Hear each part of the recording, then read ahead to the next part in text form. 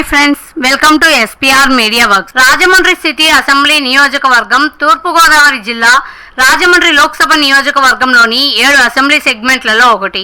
ఈ నియోజకవర్గం 2008లో ఏర్పాటైంది. 2019 నాటికి ఈ నియోజకవర్గంలో మొత్తం 2,53,087 మంది ఓటర్లు ఉన్నారు. రాజమండ్రి సిటీ అసెంబ్లీ నియోజకవర్గం విషయానికి వస్తే ఇక్కడ మొదటి నుంచి తెలుగుదేశం పార్టీ బలంగా ఉంది. అలాగే బీజేపీకి కూడా ప్రాతినిధ్యం ఉంది. ఇక రాజమండ్రి సిటీలో వైసీపీ ఇప్పటి వరకు విజయం సాధించింది లేదు.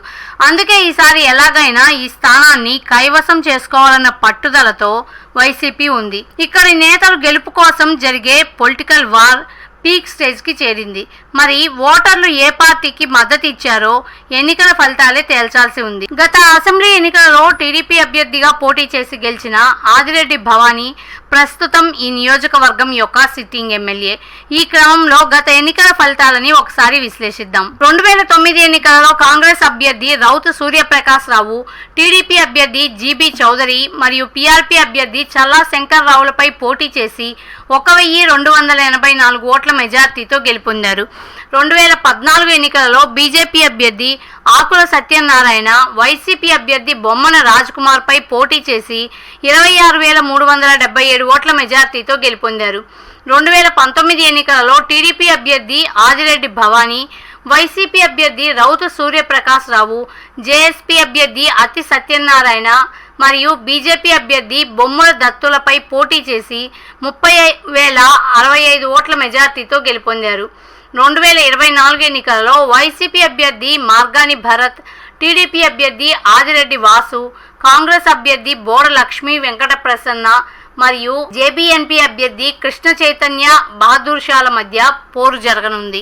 ప్రజాస్వామ్యం వర్ధిల్లాలన్నా, మన జీవితాలు తలరాతలు మారాలన్నా అది కేవలం ఒక్క ఓటుతోనే సాధ్యం. మనం వేసే ఓటు మన భవిష్యత్తును, రాబోయే తరాల మనుగడను నిర్ణయిస్తుంది. అంతేకాదు, మన ఓటుతోనే నవ సమాజం నిర్మితమవుతుంది, ఇంకా దేశ దిశ దశను మారుస్తుంది. ఓటు అనే 2 అక్షరాల పదం దేశ చరిత్రనే మార్చేస్తుంది. కేంద్ర ప్రభుత్వం జనవరి 25ను జాతీయ ఓటర్ల దినోత్సవంగా ప్రకటించింది. కుల, మత, ప్రాంత, లింగ, జాతి, భాష అనే భేదం లేకుండా దేశంలో నివసించే 18 సంవత్సరాలు నిండిన పౌరులు అందరికీ భారత రాజ్యాంగం ఆర్టికల్ 326 ద్వారా ఓటు హక్కును కల్పిస్తుంది. ప్రజాస్వామ్యాన్ని గౌరవించాల్సిన బాధ్యత ప్రతి పౌరుడిపై ఉంది. ప్రజాస్వామ్యానికి ఓటే పునాది. దేశ, రాష్ట్ర భవిష్యత్తును నిర్ణయించేది ఈ ఓటే. అలాంటి ఈ ఓటును డబ్బుకు, మద్యానికి అమ్ముకోకుండా భారత ప్రజాస్వామ్య పరిరక్షణ కోసం ప్రతి ఒక్కరూ